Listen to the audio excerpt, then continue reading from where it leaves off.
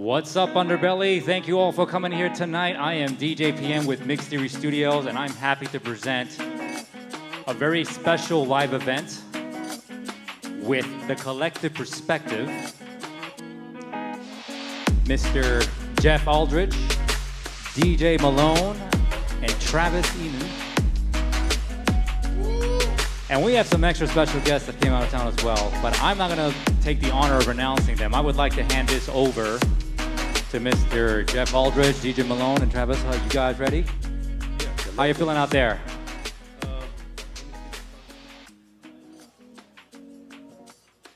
Hey everybody, welcome to a live version, our very first live version of The Collective Perspective. And presented by and sponsored by 90 Forward. So for the 200th year of the bicentennial of Jacksonville, Florida, 90 Forward has brought together what they call race cards. And I can tell you from experience of doing 4 or 5 of these already that you can have emotions get involved and things can get heated. But at the end of the day, you have to realize that maybe your perspective is just wrong and that it needs to be altered. And these kind of conversations that we get into are really tough. The United States is in a tough area right now because they're trying to divide us. That can't happen. And the only way that we can allow that won't happen is if we come together diverse. You know, the best team, you know, Jeremy's on the Jaguars, and I'll introduce everybody here in a minute, but a team of diverse people are winners. A team of one side is not. And that's how it is in business. That's how it is everywhere. So why are we treating our country that way? Anyway, I would be really honored. I am a little nervous, so this is my first live event, but I have a really good friend of mine, former NFL football player and a Gator, for all those Gator lovers, Mr. Jeremy Mency. Definitely honored to be here, and thank you for having me. Great to have you here, man. Jeremy and I met 10 years ago, so we got some history, and we've worked on projects together, and he's just all around great guy. But I really respect his perspective, even if it's a little different than mine at times. And I have the host of the most, DJ Malone. He is a podcaster with millions of followers on Facebook, which, by the way, we are streaming on Facebook and YouTube right now, live as well. So I know my parents, hi Mom and Dad, they're on there. Next is Tatiana Yogis. You got it right. Okay. And she has a book. I'm a little nervous, but what is the name of the book? It's Life Outside the Game, a sex trafficking testimony. And if you can step up into the mic a little bit more. Oh, yeah, got you. Is that better? Yes. Okay. I said Life Outside the Game, a sex trafficking testimony. And part of the podcast that we've done in the past is sex trafficking, and Miss Tatiana was gracious enough to share her story with us. Really powerful story. If you haven't checked it out, it's a 2-parter. A lot of information. And one thing I want to say, since we do have an NFL football former one here, you know, the NFL is almost a $9 billion company. Sex trafficking is $99.9 billion industry. And that's what I'm afraid of. It's not going to stop because there's just too much money into it, more than the NFL. Last, I'd like to introduce a longtime friend of mine. Travis and I were in the Navy, roommates, and rode to Spain 25 years ago. And then we moved to California pretty much together. Not intentionally, but we did end up pretty close to each other. And he just moved back, 6 years ago. Like, man, my best friend was here, and now he's gone. But now he's back again, and I couldn't have anybody else other than DJ be with me, because, you know, when you have history with people, it's a little bit easier to take in things that is hard for you to swallow. So, hey, I did want to go over, I don't know if the race card rules. So 904 Forward has put this together with cards. They're a And playing we are- deck. Huh? It's a playing deck of cards. No, it has a cards with all the questions that you can choose from. I will tell you this, we are giving away 2 decks. And you're going to want to pay attention to what our guests produce. Because we didn't mention 13th and Pine, which is a movie that Jeremy is pretty close to releasing. So you got to check that out too. So the card rules is they would like for us to gather in a group of 4 to 10 people, take turns pulling a card from the deck, and each person pulls the card should respond to the question on the card. And after the person finishes, others in the group can share their own responses and discuss the topic in more depth. Listen to understand, not to reply. And it's going to be harder for you guys out there because you're not going to have a voice. But we got 5 people, I'm guarantee you we'll get somebody, or at least have something. And if you guys have questions, hey, we're open to that too. But we only have 15 minutes each question, just so we can go on to other things. So, yeah, I'm not going to read that one. So I'll go ahead and start with the first card. I'll just pick it randomly. By the way, each episode we do is not scripted. It's 100% us just talking. We do some research, but...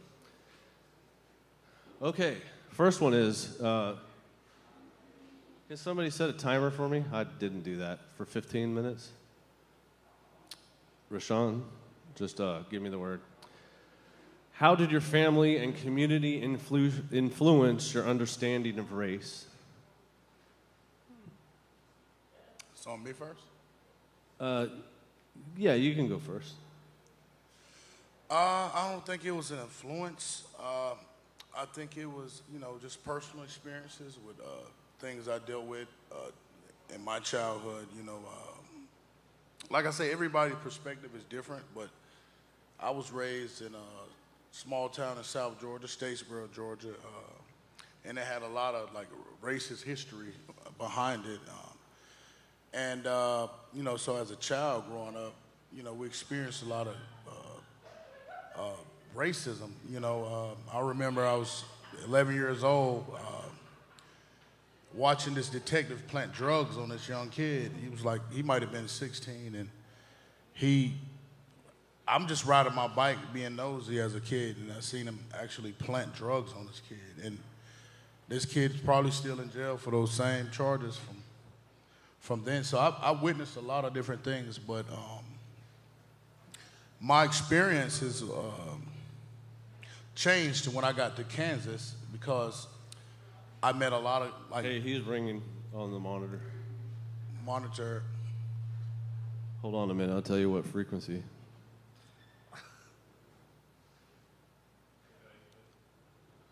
Go ahead and just cup it. Yes.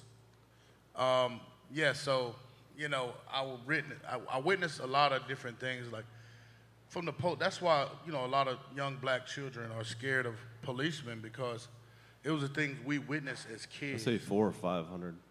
Sorry. Oh, what? I was just fixing the feedback. Okay. So, it was just, personal experiences. So, we would be scared of the police as a young black male being in Statesboro, Georgia, watching those things. And, it just stems from a lot of different things. Like I say, everybody experiences different because there's places where people don't witness it. And like I said, when I moved to Kansas, it changed my whole perspective because there was a lot of white people that cared about me, and they cared about what I was becoming, and they took me in like a son, and treated me better than people that I knew and had around me. So, it's like I said, it's hope for. I always look at life like this. You got left, right, up, down, and you got good and bad. When I got to Kansas, it changed, my mind for diversity. Because it was about people caring, and that's what mattered most to me. So it was just having interactions with other races and how they treated you. Yes, yes, because where I was at that time, early 90s, it was a drug epidemic. I remember. I think there's still a drug epidemic. Yeah, but it was, it was heavy. This where it was hitting my home, like literally. I know what you mean. Father was on drugs. You get pulled, like I had a gun pulled on me at 14 because this one cop said, "You're too big," and I was just a kid, and Genetics, sir.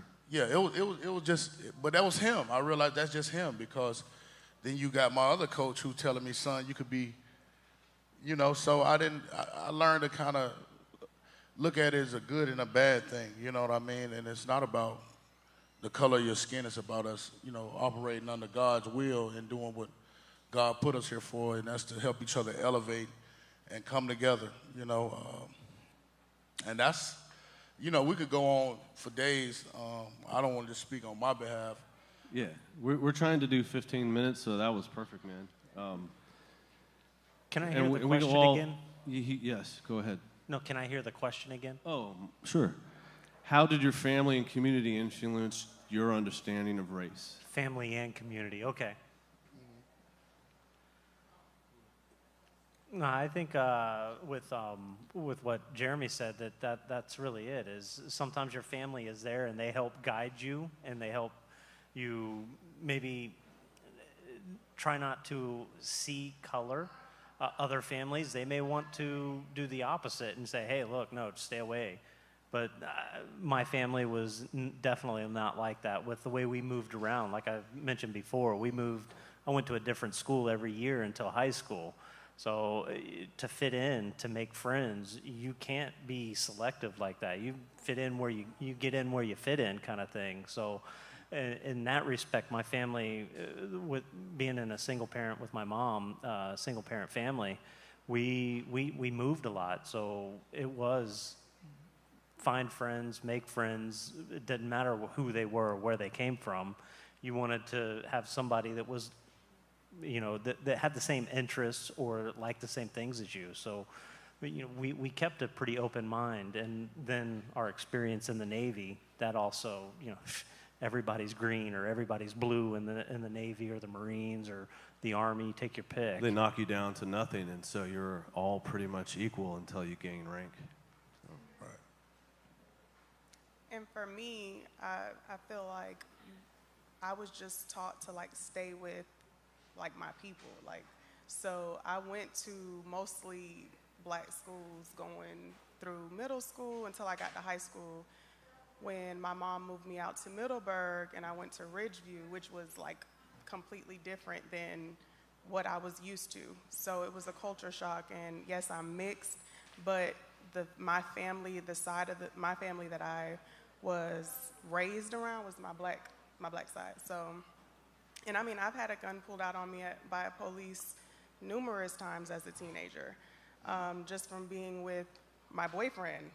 They thinking that our car or his car looked like a car that was just in a crime. They pulled us over, pulled him out the car, pulled me out the car, and had guns on me just because we looked like who they were looking for. And we all look the same. That's just my opinion, how some police officers see us. We all look the same. And when I told them how old I was, and that I think I was 16 at that time, they pulled back. But easily it could have went a different way. So it's kind of my experience. Yeah, I think for me, it's more so life experiences and life lessons, because your background, your family, how you're raised, they can raise you a certain way, but what you deal with on a daily basis can be polar opposite of what you've been taught. So I think, like I said, it's all about lessons and how you move about it. Because I was raised on respect, be a child, stay in a child's place, and the regular. So just on a day-to-day basis, running with if you be in the places that you don't need to be, or, you know, dealing with people that, you know, maybe want to take advantage of you or something. Those are the life lessons, I would say, race and community, your family and everything. It's just, I don't know, you just got to be aware. That's my spiel on it. That comes to me. I'm going to spice it up a little bit with my answer because, as I alluded on previous podcast, I was a skinhead when I was in high school. My first experience with race was actually racist against me, and it's kind of maybe what settled me to where I was. So I remember back, I didn't even know what race was, but I would go out and hand out paint flyers. I know my head's bald, but I'm not a skinhead anymore. It's growing back. We would hand out paint flyers, and we would pull up to black neighborhoods, and they would tell me, "Get off my lawn, you white cracker." And here I was, 6, 7 years old, going, "What?" I remember in junior high school, a black kid was playing basketball, and I was like, "Hey, I want to juke with you," and he punched me in the face. So that kind of put a bad taste in my mouth for, you know, my childhood. But long story short, an older episode, you know, I found a friend in the Navy, and we did a couple tours in the Persian Gulf together in Desert Storm, and we became the best of friends. And his name is Desmond Miller, a black gentleman. I wish I could still talk to him. I know we already talked about this, but I thought I'd spice it up a little bit. That's awesome. Does that get spicy? Yeah, I mean, the truth is the truth, and that's the thing about, you know, when it comes to the topic of racism, is people just have to accept the truth for what it is. You know, we all know racism exists from every aspect, every form. The thing is how do we find the common ground, like people like us, to move it and obliterate. You know, like I said, my grandparents, you know, great grandparents were slaves, and I'm a descendant of slaves. And when I was a young boy, my grandpa would tell me about the story where he witnessed a man get hung downtown Statesboro, Georgia, and the last word he heard was nigger. And people wonder why most blacks are so sensitive about that word, because that word it cuts. It's like, when I hear it, all I can think about is the story my grandfather told me. So it will trigger things in people. You know what I mean? Like, and when you hear the term cracker, that comes from like a man cracking a whip. You know what I mean? So to me, it's like, when you call him cracker, it's like it's giving credit. Like you see what I'm saying? So to me, I'm just glad life was able to teach me that was all about right from wrong. And my mom was like that. Her best friend was a white woman that would always come to the hood and hang out and buy things for us for Christmas and stuff like that. So, you know, she taught me not to be that way. And it's instilled in me not to be that way. But there was a lot of hardships growing up. Like, I would get doubted on my mental capacity, you know. Like I got pulled out of college preparatory because somebody assumed I didn't have the mind to be a college graduate, and I graduated college, you know. And I wouldn't say that was race-based completely, but it kind of was, because you doubted me before I even got there, just because of my region where I live. I got called in the office by my coach. He asked me, "What are you doing in this neighborhood?" I'm like, "Coach, this is where I live." And that's just, you know, and I took offense to that. And there was times where he would bring us to dinners, and he would give me credit for praying over my food. And I'm like, "Dude, I'm a human, bro. I'm just like you. I'm a human. I care.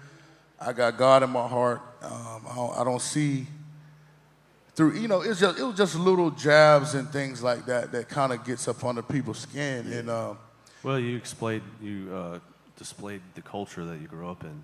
Yeah, I mean, I'm from, They you know, respected I was from poverty, you know. I'm, like I said, Statesboro, Georgia, rural area. Well, just like praying over your food. And, yes, I mean, we all believed in God, you know, and you know, for when you think about, you know, the black experience. Hey, Jeremy, I don't want to cut you off, but we're over our 15 minutes. Oh, We're going to talk plenty more race, I promise. So it is your turn to hold the card. Okay. So if you just want to pick a random card, Yes. go for it. And if you want, I can start this time since you started last time. Okay. Oh, well, that's kind of what we already answered. Yeah, we already answered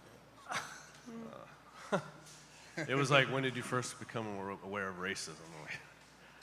Okay, well, isn't that what we just talked about? I didn't shuffle them, so. Oh, how do you respond to people who do not speak English? I'll tackle that first.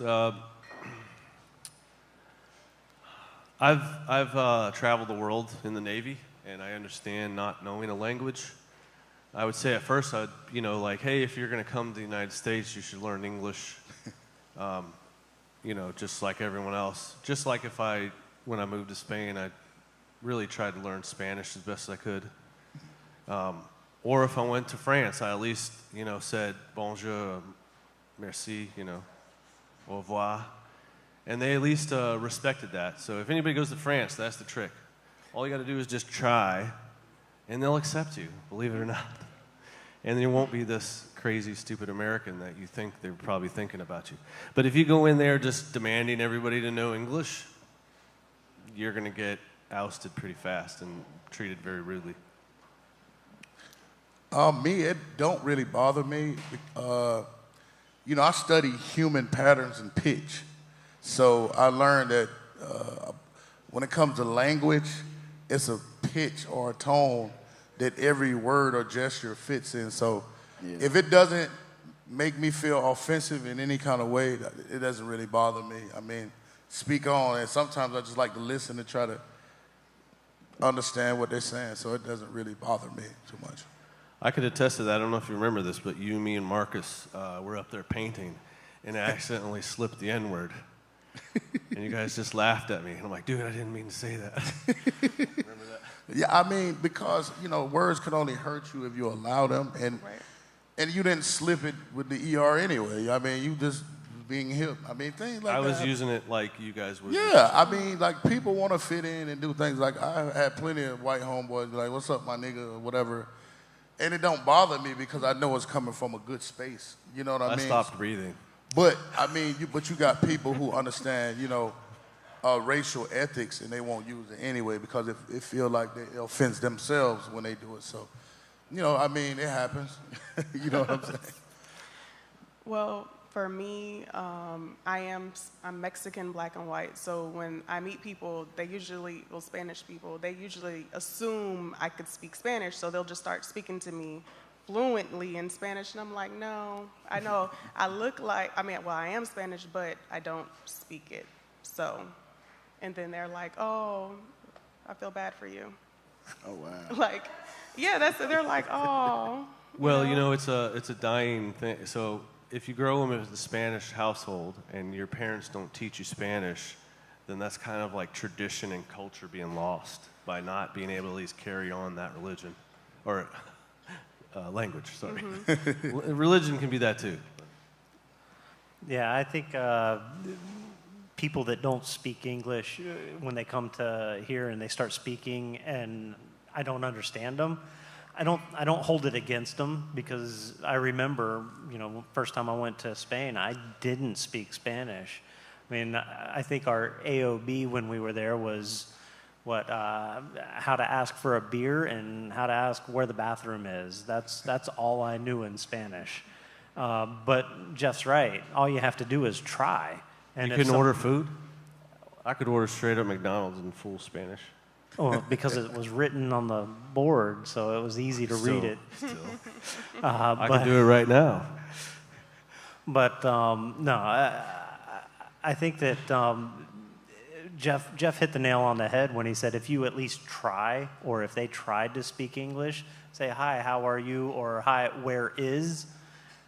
Anything else after that, most people, I think, would go out of their way to try to help them, especially in another culture or another country.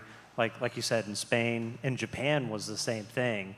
If you knew a couple of words in Japanese, they would be very grateful that you even took the time to learn those words.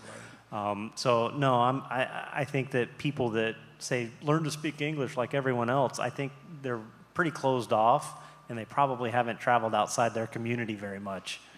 Right. I mean, my first time learning Spanish was pickup lines trying to get out. Do you remember? And that was, I mean, I was 17. We would travel to New York. Hola, señora. We would travel to, where was it? Mamacita. What's the name of the Kodak capital? Rochester, New York. And here, we was the black family, and it was a Spanish family right next door, and their thing was just about love and cooking and food, and they would take us out to the park and play baseball. So I learned to understand the dialogue, but it was harder for me to spew it out because, like I said, I study gestures, and if the gesture don't fit, I don't know. It's just, I'm weird. I'm a weirdo, you know. I don't know. I think with me, if my first encounter, I just shrug. If they come up to me and ask me something in another language, I just shrug and just walk off. Because I don't want to waste nobody's time, so I just shrug. So you don't even like try to dialogue? If it's outside of como te llamo, we finna have a long day. Oh my goodness. So I think that's initially my first Spanish I learned, like como te llamo, me llamo, and you know. I learned Gallete at a young age. See, I learned Gallete on rush hour. Constantly. Cállate la boca. I remember Well, that on yeah, rush that's hour. what my Tia, because that's who I was always with most of the time. Gallete. Gallete, yeah. And then she threw the slipper at you. And Yeah. but Mexico, Korea, which was my first duty station, I actually took time to learn a little bit of things because, you know, the women were dressed, the older women was dressed as Ajima, and I forgot what the males was called.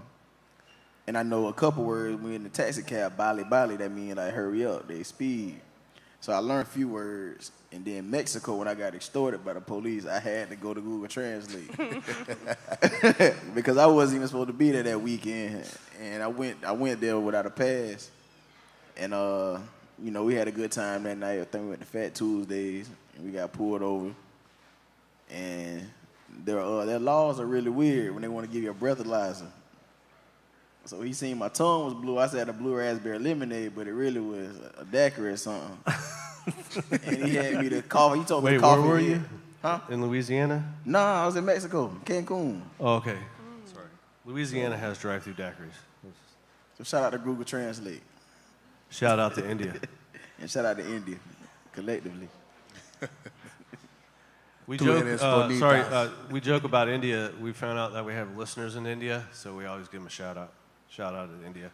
Hey, I also wanted to say shout out to the Underbelly, and thank you for hosting us. Appreciate it. It feels good in here, and it sounds good. And the food is great. Awesome. I think that was probably shorter than 15 minutes, but it wasn't a very heavy loaded question. But if you want to pick the next one, DJ. Malone. Let me see what I'm gonna randomly pick. Any, mini, I'm just playing. Just follow your spirit. There you go, speaking foreign languages. The topic is, how does fear affect racial understanding in America? How does fear affect racial understanding in America? Oh, that's a great. You should start out. I'll start. I think it's probably setting stereotypes and maybe listening too much to what the media is saying. And you got all these racial groups. Are there white supremacists out there? Did we see them on TV? Did we see them in Charlottesville? Definitely. You know, there's also Antifa and What was the question again? How does fear affect racial how does fear? understanding in America? I think if you, fear plays a big part if you fall into fear. But I think if you have your own experiences and you can eliminate those stereotypes that you hear, then you can eliminate that fear. But I think a lot of people live in fears because they're not willing to accept anything else but what social media tells them, or they're never going to change the way they are. And they're always going to be afraid of that because that's how my grandparents were treated, or that's what my grandparents did. You just got to live your own individual life and learn from even the bad experiences of your family. That's true. I mean, I think people tend to fear what they don't understand. If we learn how to understand each other more, then the fear completely go away. Okay, well, you got punched in the face by this black kid. I completely understand. But if you learn to understand that all of them not like that and run into that one kid that's gonna lift you up and have your back, then you won't have that fear. You see what I mean? So, and that's the same with me. Like I said, when I had the gun pointed at me at 14 years old, like I was just a little black child. I didn't expect to get, a gun pointed at me just walking through my own neighborhood, walking home for nothing. So you got to take that fear and get understanding from that fear. Maybe the guy was scared. Maybe, you know what I mean? But you just got to grow from that, You said it, the fear of the unknown. Once it's known, then maybe you don't need to fear it as much. Facts. It loses its power. Loses its power. It definitely loses its power. I mean, you can only give it so much power. Like by you know what I mean? Like I say, you hear people think that blacks are gonna be angry if this happened or this. No, man, listen, black people, all we want is a little peace. You know what I mean? And just to be treated the same, and that's it. You know what I mean? Like, and the world will change immediately if we just learn to try to understand each other. When somebody's pointing out a statistic or pointing out a fact, fact is redlining does happen. Fact is, it's a lot of things that set us back to where we're trying to catch up, and we just want to be equal with everybody else from every standpoint. And like I say, our history shows that these things happen, but we can't hold that against nobody because you wasn't there doing that, doing the bullshit. I wasn't there. All we doing is, and a lot of the fear is taught through the kids, and that's why I love my children to hang with multi-diverse, cultures and races, because I mean, we're gonna be in an age where we gotta be together, or this world, it's just gonna fall. You literally said what I wanted to say, is when you don't have that understanding, or you're not willing and open to open your mind to have those conversations to understand what is the root cause of what our problems are when it comes to racial understanding. I feel like it can start in your home. It's how you're raised. Sometimes to have that closed mindset, like this is your bubble, this is how I'm raised, this is my world, this is what's right. And what I have to remind myself working in the community is that we are not the same. And I might say something, we might say the same thing, but have a completely different idea of what we're saying or perspective. Right. And that's why we have to give other people the opportunity to express and explain what they mean by that. And that's how I learn. And I might not always agree, but now you've planted a seed. Now I might think about it more or look into it and research so I can understand your perspective. Right. That's the whole idea of this cards is you guys out online listening or even here, what the hope of this card is to spark you to have the same conversation with your family when you get home. Like, that's right. The couple sitting there, you may say, hey, you remember when they said this? And then it strikes a conversation. Maybe the tensions in race aren't that tight with there, but maybe it's a perspective that you can, change. Honestly, y'all, it start with the parents, man. It's how you raise your children, man. Like, God's main law is love. And if we could speak a language of love, then we wouldn't be biased towards anything. No white man's better than no black man. No black man's better than no Spanish. No, we all are the same. We all are God's property at the end of the day. And at the end of the day, God, He gonna judge us all by our actions, not the tone of our skin. And we have to learn to, like Jeff said, preach it in your household and teach the language of love, and it'll just start happening. Another thing, well, let me let Malone go. I'll get up here and talk. You good. I think the fear of racial understanding in America definitely stems from what we've learned about in history in the past and what we see in today's society. So, we may have be in fear, if we get stopped, pulled over for a traffic citation, like a traffic violation. You don't know what that outcome could possibly be. Or, you might go into an unfamiliar town or something that, is not too much fond of your race and whatnot. So I think, like I said, it's stuff like that, kind of like trauma that you don't have no control over, that's just almost pretty much institutionalized mentally. But like I say, like everybody on the panel said so far, just taking time out to at least get an understanding, or just see where everybody coming from, get everybody's perspective, just to get on the common ground. So I think that'll help towards it.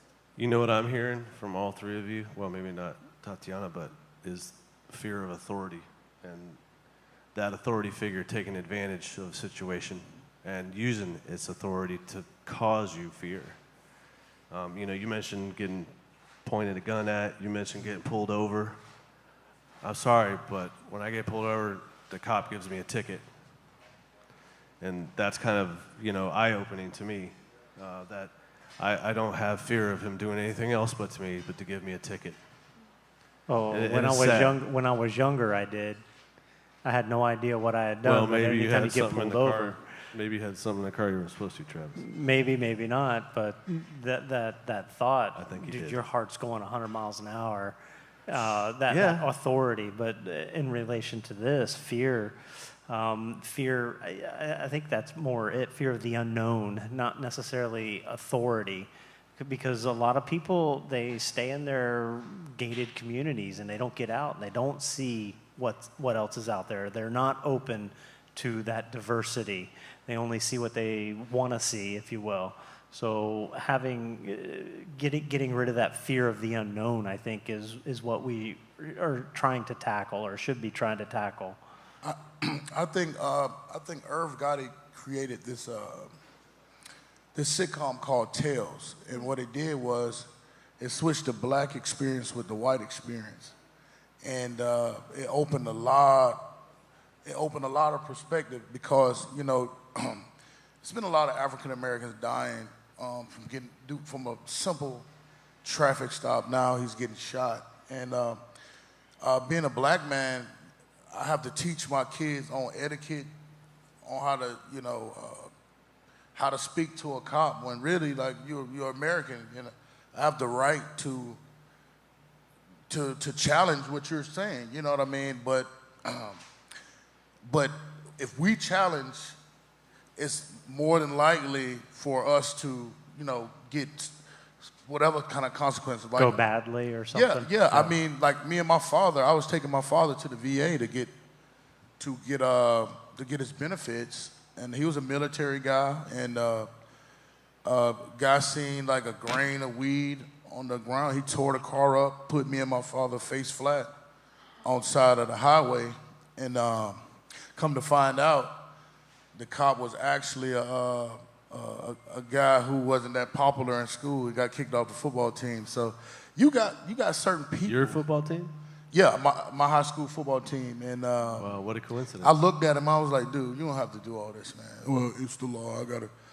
And I knew right then and there, that wasn't race. That was like, he got a hate for himself. The problem is a lot of people hate themselves internally and they have to inflict it upon somebody.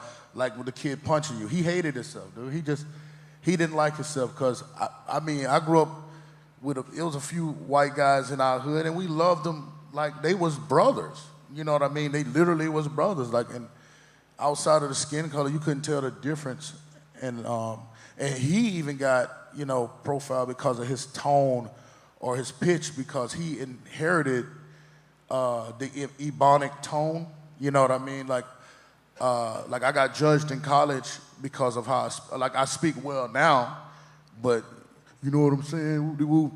But when I write an essay, it had no grammatical errors. So the teacher learned to accept me for who I am. Like he may sound that way, but when you look at this paper, he's a whole nother person, and that's why it goes back to not judging and trying to understand others without judging, you know, bias towards how they sound, how they look, because, you know, there's more to a book than the cover, and you know, and that's why I'm glad we're speaking about this, because this can help change a lot of people's perspective on life. I agree. You good? Or you want to start another one? I think we covered that pretty good. Yeah. On to the next. All right, here, this is for Tatiana. Can I have that card back? We're going to get this deck out. Pick a card, any card.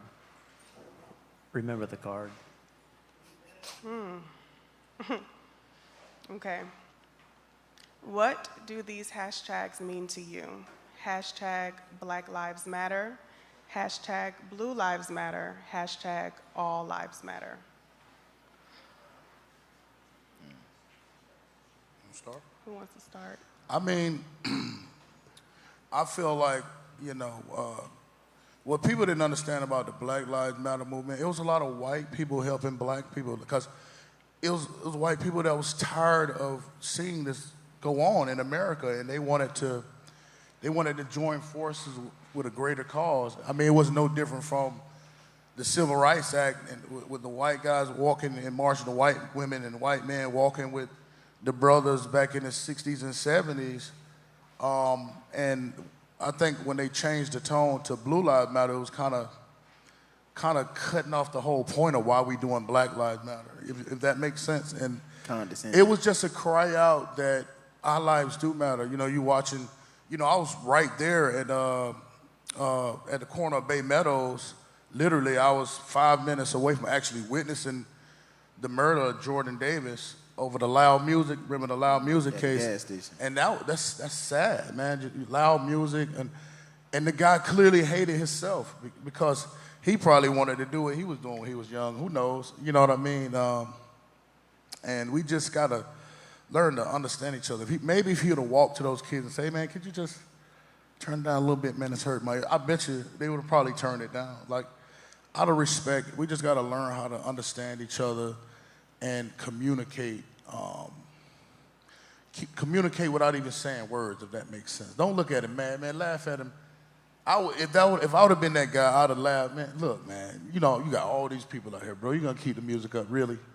And and the thing could have turned into something completely different just by communicating. I was watching this one white cop, great guy, man. He was talking about the art of de-escalation. Like, it's a lot of problems that happen because of ego. Ego is very dangerous. Ego is the biggest devil of it all. You know, I'm bigger than you. I'm better than you. I'm this, I'm that. And you're not. We all God's. You're here to serve and protect, and we're here to abide by the law. And just tell me what I did wrong so we can correct the situation and move on. Like, it doesn't have to move past anything else. I think that the problem with, you know, how it could have went different is people have to learn how to mind their business. If it's not your business, he had, in the Jordan Davis situation, that man should have never said nothing to him. Why is it affecting you? And I think when I see a lot of the things like with the Karens and just that culture through the pandemic, what really pissed me off was people don't know how to mind their business. Is it affecting you? Is it taking money out your pocket? Is it harming your kids, harming your, like, what is it doing to make you go out of your space to come? I've been in situations like that. And it's like, you gotta mind the business that pays you. If it's not paying you, mind your business. I feel like with the Black Lives Matter, a lot of people didn't understand the real, like the mission, why it was created and why it was so important to our culture. And I mean, I get it, like all lives do matter. They like do. I agree with that, but the timing, was it that important to do it then? That's just my perspective. Yeah, I think out of all the hashtags, the Black Lives Matter hashtag was made first, and the reason it was made because we were seeing a lot of unarmed African Americans getting killed at a high alarming rate, and it was kind of looking one-sided, like we could be killed for anything, for something small. So it seemed like our lives didn't matter. So when the hashtag became, got life into it, started becoming a big movement. You're seeing it all in the news, the media, social media, everything. Then we got Blue Lives Matter. I feel like Blue Lives Matter was like was made for a response. Like, okay, because a good percentage of the Black Lives Matter movement was because of police officers killing unarmed African Americans. So in my opinion, by the Blue Lives Matter being made, it was just like, okay, you got your ones who standing with Black Lives Matter, well, we standing with the police with Blue Lives Matter. Then All Lives Matter was like pretty much, I feel like, with everybody else. That was like, okay, well, we matter too. But the thing is, though, like, that everyone else in the All Lives Matter movement, we weren't walking in the same shoes. Right. So it's like, say for instance, if that car outside blows up, not saying I'm knock on wood, and okay, now I say, dang, my car's on fire, my car matters. And then somebody else with a brand new car jumps out of the car, my car matters too. I need a new one. It doesn't matter. What you're saying, it's almost like that doesn't even matter. But my thing to Black America is this, and it's from black to black. Dude, people gonna treat you how you treat ourselves, and we've been killing each other due to this culture, this killer culture we've created, and that's what they view. I mean, that's what they view, and that's what the cops gonna see. If you got y'all killing each other on this block, killing each other on that block, they're gonna assume. So we have to change that narrative. And as far as the music goes, they base how many people they imprison off the latest music trends. A lot of people don't know that, but I learned that doing some deep research in the music industry. They base it off the prison industrial system. The killer songs. We just have to, as black people, we have to stop pointing the fingers at white people all the time and hold accountability to our wrongs and our actions. And like I said, it's the culture, the music, the things we believe. Like, in order to have a hit song, you have to talk about killing and drug dealing and all the negative things. Back when I was a little kid, you would hear self-destruction. You had self-destruction. It was about changing the narrative, but they moved all the conscious music out the way, and we kind of got this violent frequency going. And like, seeing is believing, and if they see all this criminality and all this type of negative stigma, people gonna believe that's all you are. And so us, as black people, we have to be accountable and do what's right to make sure the culture changes. Travis, before you answer, Tatiana, can you read the question one more time? Because we had some other people show up and they don't know what the topic is. So the question is, what do these hashtags mean to you? Hashtag Black Lives Matter, hashtag Blue Lives Matter, hashtag All Lives Matter. I think that what it means to me has evolved as each one of those hashtags came out. In the beginning, Black Lives Matter, I was like, yeah, duh. I mean, everybody does matter, but I see what's going on in the news. I see what's being reported. I mean, I think it started with Trayvon Martin is one of the first ones that I saw from Sanford, and then it kept going on and on and on. It's like, wow, this is ridiculous. So it's like, yeah, I support this. This is really good. And then you're right, Blue Lives Matter came out, and it was, hey, now there's retaliation against cops. Now Blue Lives Matter. And then it evolved to the All Lives Matter. I do think, though, that at a certain point, the Black Lives Matter tended, from my perspective, it looked like it got hijacked over the summer of like 1 or 2 years ago. I can't recall, when there were a lot of riots going on. 2 years I don't think that was a very, I don't think, it wasn't a violent movement. But when you see everything, all the destruction, and when it turned into that, I think that turned a lot of people off of the Black Lives Matter. But it did, in the beginning, it brought a light to the plight of the young black male who was getting really stereotyped, and then violence was happening to them. So in the beginning, I was all about it. And then when it morphed into this more of a, it was almost seemed like a free-for-all during that summer when everything was burning in all those cities. No, I remember that. I definitely remember that. It did morph, and it did change.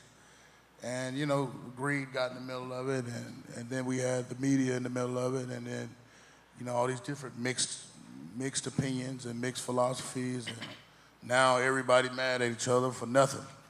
You know what I mean? And like I say, if they would have been preaching the language of love on the media, then all this would change. And it's that simple, you know. But you have to understand that black people don't own the media at all. Like, we don't own Viacom, we don't own none of that. We just have to learn to find these leaders and hold them accountable for this division they create. I'm going to put a spin on this topic. Black Lives Matter, definitely do. But one of the reasons why Black Lives Matter was a hashtag and what was an important one versus All Lives Matter or Police Lives Matter, Blue Lives Matter, is that the black people were the ones with their lives in danger. I guess, you know, police officers, if they had the right training, maybe they'd be able to handle those scenarios a little bit better. And it's not that their lives don't matter either, but that's the job. I mean, the harsh reality is, and I've lost some police officer friends by saying this, isn't that what their job is? So they're doing their job. I think the Blue Lives and the All Lives Matter is to contradict and to divide people. And that's the only reason it exists. Of course, all lives matter. I actually went out and bought, and I wore it to church, and not one person said anything to me, but it said, white people for black lives. Because ideally, that's what it comes down to. And another thing about Black Lives Matter is Black Lives Matter, I thought you guys were going to talk about it, but it was hijacked by Antifa groups and people taking advantage of that name and getting all this millions of dollars to this nonprofit that didn't exist, and they're buying homes in California. I know maybe not, like, we talked about that early on in the podcast. So Black Lives Matter, yeah, definitely. I guess we can go on to the next card. All right, on to the next card. I silenced the room with that one. But it's true, man. I mean, everybody's lives matter. But like I said, those other two were brought forward to divide people. Right. And that's all it was. That's all it was. And we bit the cheese. Of course, we want our police officers to be safe. Of course, this is kind of obvious, but hey, anyway. What do you think, if it wasn't a Black Lives Matter hashtag, would it be a Blue Lives Matter and All Lives Matter? I don't think there would have been. No. Definitely not. But again, black people are the ones that were in danger. This police or whoever killing them, I do want to say that, when all of those riots were happening, we have to remember that history repeats itself. Yeah. So even though I wasn't in the riot, I felt the anger. I was angry, I was hurt. I'm raising 2 young black men, and to have that conversation with my 10-year-old it's uncomfortable and it's disheartening, because I shouldn't have to tell my 10-year-old, when you get angry, you have to process things. You can't just react. And so that's all I That's a wanted good to lesson. say before I go into a rant. All right, the next question here. This is actually, I like this one. Do you think racism is a learned behavior? If so, can it be unlearned? I think so. Absolutely. Yeah. Absolutely. Yes and yes. It's definitely a learned behavior, because they did a social experiment with, like my son, one of his close friends is a white kid, and they don't look at it no type of way, unless it's a certain picture painted. Because you allow, that's the culture that you allow, that you created. Right. You and your You can't allow them to see all these different influences that change their perception. Even if something bad happens with a black kid, white kid, whatever, you can't allow that one instance to turn you against all these other, all these other good people and goodwill people doing good deeds.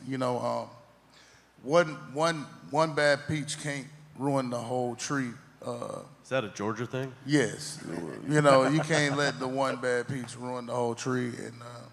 But if you keep the rotten fruit with the fresh fruit, it will. Rotten. Yep.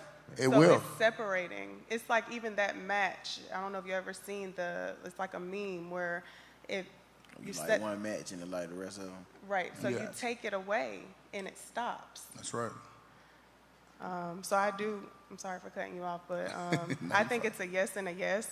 It can be a learned behavior. Well, I've seen it where I guess it still would be a learned behavior because it starts in the home. So, yes. And it can be unlearned, Yes. I wouldn't be here today if it was unlearned. Exactly. And I wouldn't be here today if it was unlearned. It can be unlearned. Like I said, I got a white brother and I love him. Love him like I love the rest of my brothers. And he's been there for me and done so much in my life and opened my eyes, especially racially. I just didn't know that type of people existed because I didn't grow up around that. I grew up around a lot of racism. And when I met him and his father and his mother, they was the one who influenced me to get married. You better get married soon, man. You're a good man. I just learned a lot from them, and eating pumpernickel bread and actually getting gifts under the trees. And they showed me, not the white experience, but they showed me the love experience. This is what it's supposed to be like when you really genuinely love people for who they are. I can say that through my experience, my parents didn't teach me racism. It wasn't something that I learned, maybe on my grandfather's side. I'll let my parent, I won't tell them if it was my mom or dad's side, but it was definitely something maybe I learned from them, but I didn't learn it from my parents, and so it was learned more from my peers, people that I hung around with, and that has a lot of influence on your life too. I have great parents. My dad was always there for me. My mom always there for me. So it's not like I had an excuse, except I was just a bad kid and a rebel. Sometimes we just all do stupid stuff. Well, yeah. You a lot of it is an act of immaturity. You learn through experience. Immaturity and stupidity sometimes. That's just a part of growing. It's a process. I wouldn't say bad. I would say maybe troubled, because I work with troubled youth, and when they say that to me, it's heartbreaking because it's like you're not bad. Sometimes you were dealt a messed up hand.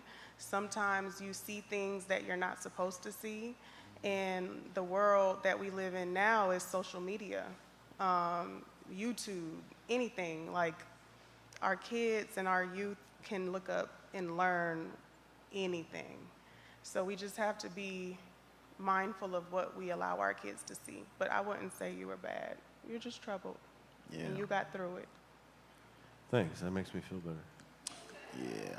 I think it's just time for people like us to rewrite history, man, and That's all. tell the whole truth on the greatness from everybody who gave the thing called life any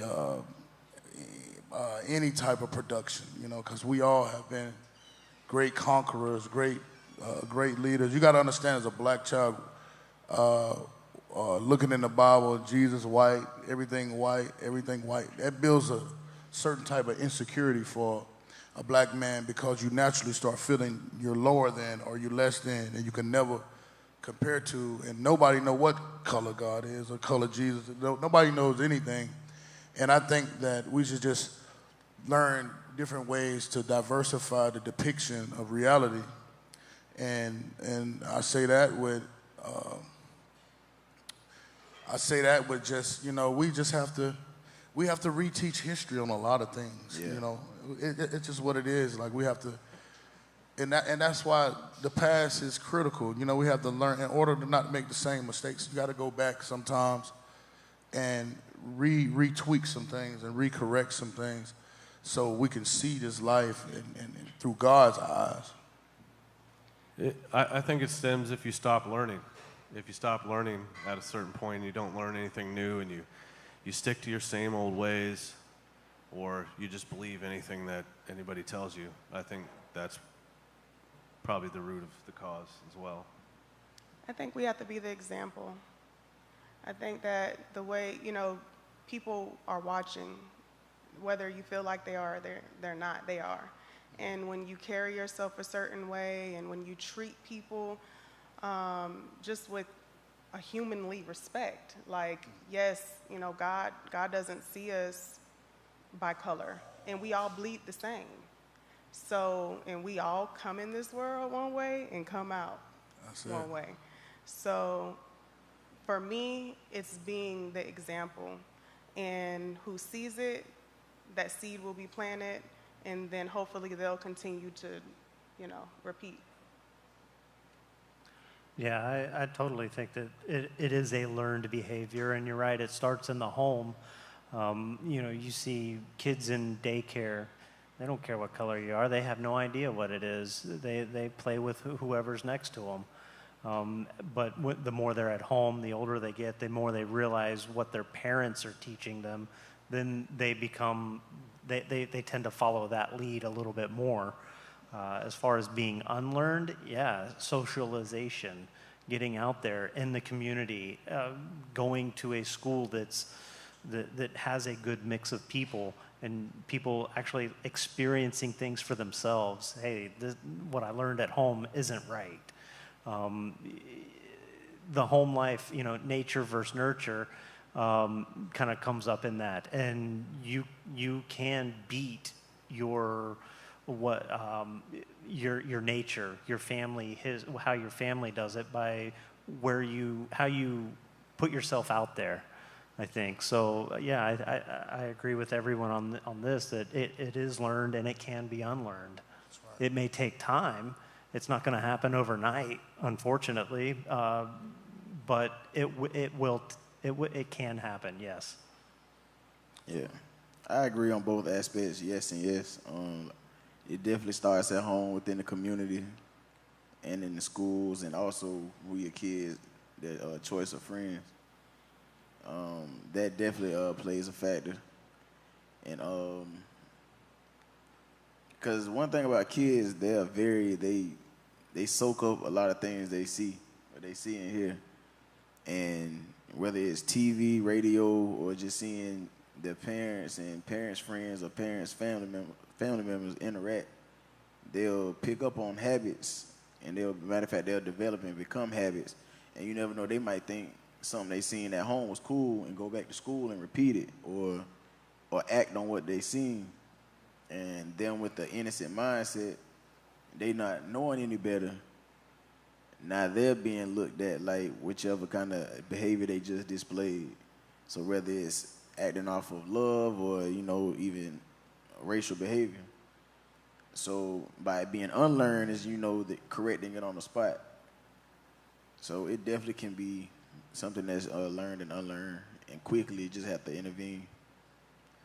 I like to say that ignorance doesn't mean you're a racist, but if you learn something and you still have the same perspective, then let's face it, you're a racist. That's facts. And you need to check yourself. Before you wreck yourself. That was great, Jeff. That's true. That's facts, Jeff. That's facts. You know, I thought the same thing that you said, DJ. Collectively. Yes, it was collectively. And we gotta we definitely have to reach out to different media outlets, man, and have them change the narrative. You know, every time you see a guy with dreads and gold teeth, first thing is, tuck your chain. And y'all don't even know as a black man, sometimes we stereotype our own people. Like, let me hide my stuff. Yeah. You know, because I get it, but it's not true always. You know what I mean? Sometimes you'll find yourself being racist of your own people because of what the media shows. And we just have to have self-awareness and spiritual awareness to understand ourselves and understand that we all God's human, God's people, and and carry your gun if you feel the need to be protected. But it's just life. I mean, criminals come in all shapes, sizes, and forms. I've been stole from every race. So I mean, let's keep it honest. Like, so we can't be quick to pass judgment. Like Jeff said, ignorance is bliss, and that ignorance can become hatred if it's not nurtured by the right source of people. There was a meme that I was thinking of. Dang it, let me just find it. Come on, Jeff. You got the meme lost my train saved. of thought. What There aren't enough laws that can be created to stop evil. Evil is going to exist without listening to laws. Something like that. So it's like we can try to create as many laws as we can, but evil's still going to exist even if the laws. So how many more laws and restrictions are we going to put on ourselves? There's always loopholes. I bet there's still crime in North Korea. Why are memes such a thing? Crime everywhere. Well, that's one of the most strict governments that there is. I mean, there's still crime. People are stealing because of necessity or whatever the case may be. Right. And now we're getting into the Second Amendment, huh? That's a completely different episode that we haven't got through yet.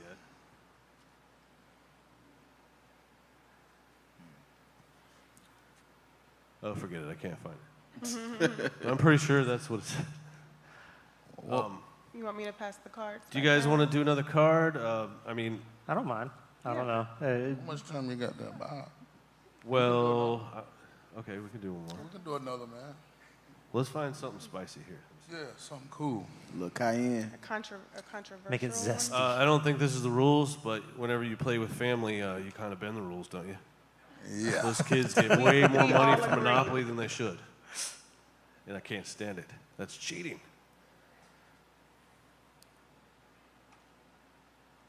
It's being creative.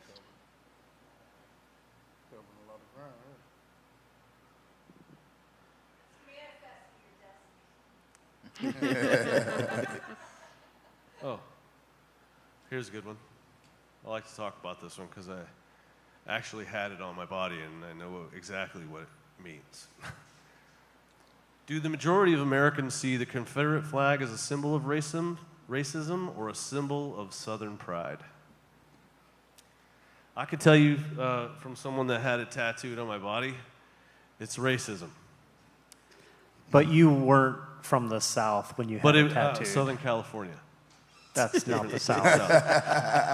It's the bench. But it's also, when I remember back then, it wasn't as much as that as it was the sign of rebellion and rebels too. But whether it's the proper use of it, maybe not. But, being what I was and what I believed in at the time, it was racist, bro. And I don't have it on me anymore. I got it covered up with this huge octopus. And I had to do it before my first child was born, which caused a divorce because the tattoo cost a lot of money. Just kidding. Is it Squidward? No, that's Squidward. No, I think where I grew up, like I said before, I've grown up in Central Florida and South Georgia, and the Confederate flag in our household was always known as the rebel flag, like going against authority type of thing, rebellious and rebellion. But this was early '80s, mid '80s when I was growing up. That was how it was presented to me as a child, and throughout middle school and high school. And I always thought it was kind of cool because it meant screw the system. You know, like I'm rebelling against them was how we saw it where I lived, at least in my family. That's how it was portrayed in our local neighborhood. Our family and friends in the area, they would have it displayed alongside the Washington Redskins flag. I mean, that was our team growing up. So, I mean, that's funny because that's not in Florida. Yeah, it's weird, isn't it? I didn't look at it as racist until I walked up to a house with all those Confederate flags running. Nigger, get your ass back. Oh my God, that's what that means. You know what I mean? I get it. You know, and you know, a lot of people, blacks would, you know, who understand what the flag was for. They're completely against it, but then you had some with different perspectives. I mean, you'll get mixed reviews on that, especially from black people. You know, when I was younger, we thought that was cool, Confederate flags and pickups. We thought that was a Southern thing, and we didn't know it represented slavery, but it did. I mean, these was the guys that didn't want to free the slaves. So I mean, it's apparently what it is, like Jeff said. At the end of the day, it's a flag, really. Yeah. And it's about how you represent that flag. I was going to go back to the Black Lives Matter and everything, just real quick, because it kind of dawned on me too, is that those are just words. So, you know, words are words. So the actions that you take and how you portray yourself, those words can be different, you know, or have a different meaning. Well, when it comes to the Confederate flag, I really didn't. I always thought it was racist, like until I was in high school and there was this white boy with a dually truck that was sitting up so high, and he would come into school every day with his Confederate flag on the back of his truck, listening to Little Bootsy. Every day. Listen to Little Every day. White? He would Orange Park. Oh, okay. But it confused me. He still lives there. He had you all kind of confused. I was very confused, but he was cool. So I was like, okay, well maybe that don't mean that to him. So it's also like intent. It's like with you, you know, it was, you know, rebelling against, and that might have been what he felt like it was. I would have thought that was a Or the Jedi mind culture. trick or something. I'm sorry. I would have thought that was a Jedi mind trick. They trying to throw me off. Oh my Right. gosh. I'd have been through all the way up. I'd have seen Little Bootsy in a I'd have been, like I said, I'd have been all kind of confused. Yeah. But, you know, like I said, it don't bother me. It just shows me, you know, to stay away from certain things, you know, when you see a lot of that. Because you don't know what they're thinking. Or they might not have your view on that situation. And it might be exactly what Jeff said, you know. And so it's kind of touchy. And if something makes somebody feel uncomfortable, just obliterate the whole thing. And that's how I feel about it. You know, if this make these people feel that way, make these people feel like that, just get rid of it, you know, because it doesn't have the how can I put it, the greatest past behind it, you know, and we just got to acknowledge that. And those are things we have to talk about as humans if you want everybody to feel equal. It's kind of hard to see that when your great-grandmother and grandfather was slaves, and then you throwing it in my face, like, yeah, you know. So it's kind of disheartening to some people. And like I say, the more I dug into it, the more I understood, and It's definitely different for the guy that has the license plate that looks beat up and has been there a while versus the dude driving down the street with the flag waving, which, by the way, violates the American flag because the American flag has to be the one flown highest. So they're actually disrespecting our country for what? For some rebel flag and what their meaning of it is. Well, are y'all aware of I guess I'm a part of the Sex Trafficking Survivors Leadership Council for the city. And I was up there to be officially Newly appointed. Congratulations. Thank you. But there were so many people up there with red shirts, fighting against getting these statues or these monuments taken. They don't want them taken down. They feel like they should stay, and they're I don't know if y'all know what I'm talking about, but they represent racism, they represent slavery, and they're fighting so hard to keep them up because they feel like it's history. I think one of y'all said something if there's a side that doesn't like it and there's a side that is indifferent, we should just get rid of it. That's how I feel about the statues, but they're fighting to keep them up. I mean, it's just time to erase all hate, man. If we erase all hate, then we'll have a hate-free future. Here's the thing. If we silence them, they're going to want to silence us. So why are we trying to silence them? Let them talk. Oh, yeah. Even if they're against what you're thinking and your beliefs are, let them talk because I don't want to be silenced. Absolutely. And even if you don't believe in what they're saying I would walk away. But it goes these days back I would walk away. I feel like it should just be, in my opinion, it should be removed because it brings up a lot of bad feelings for some people. And I love that they spoke up for themselves, but what are we doing? For the city of Jacksonville. I guess it depends on what was the purpose of putting those up in the first place. Exactly. Was it to cause fear or to show dominance? Look, I got this white general here who's gray and has bird poop all over him. They keep reminding us. But he did discover Jacksonville, right? So that's a good point. Are they putting him up there because he discovered Jacksonville or because he was a racist general? Exactly. That's a good point. Yeah. Exactly. That's exactly right. I would say that they probably put him up there because he discovered Jacksonville, hence the name. That's history. Exactly. Well, yeah. Exactly. See, the thing is, they have to colonize. But they have to give the natives the respect, the proper respect. You got to understand this is Native American. It was here before. God discovered here. You know what I mean? God discovered this. England It was is the Indians Africa. here. It was Africans here. It was nobody knows nothing. You know what I'm saying? We was at a time. If you look back in history, you could say I created this, and then they write it in history, and it keeps going on. Going on and on.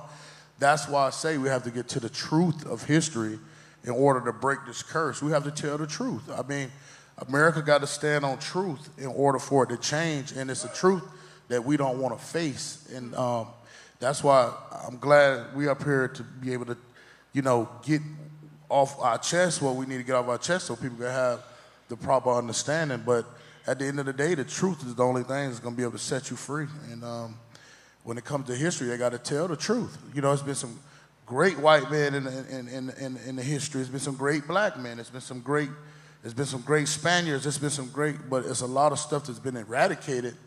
And it's been a lot of stories have been given miseducation, and that's why so much frustration right now and anger and division because the truth is not out there.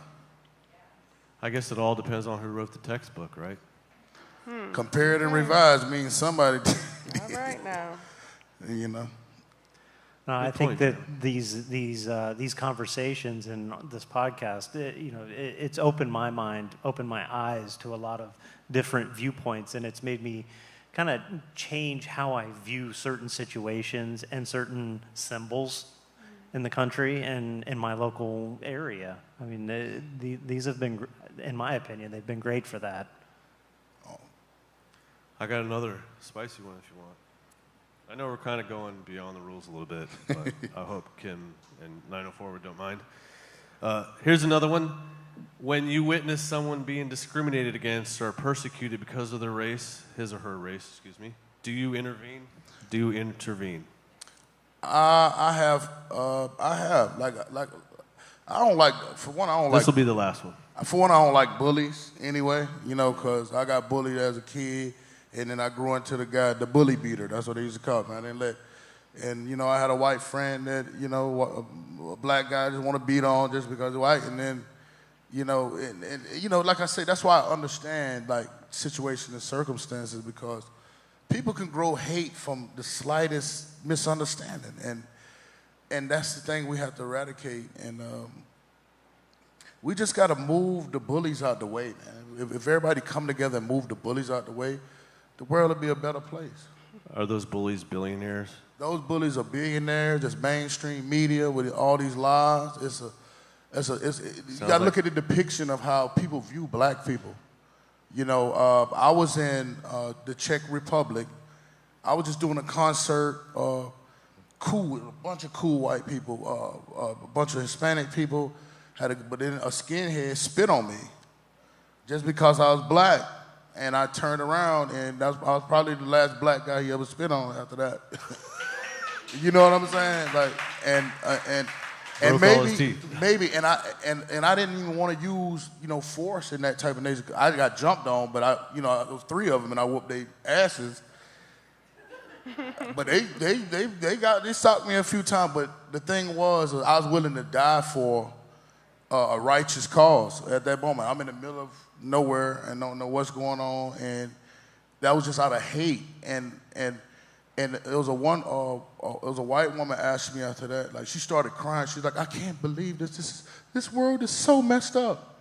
And I felt her pain. And this was a white woman crying. And that goes to show me that it's a lot of good people out here that care, man, and not for that. Like, we just have to stand up for ourselves. Like when you stepping in, you know what I mean, you're doing what's right. It ain't about the black thing, the white thing. It's just about doing what's right.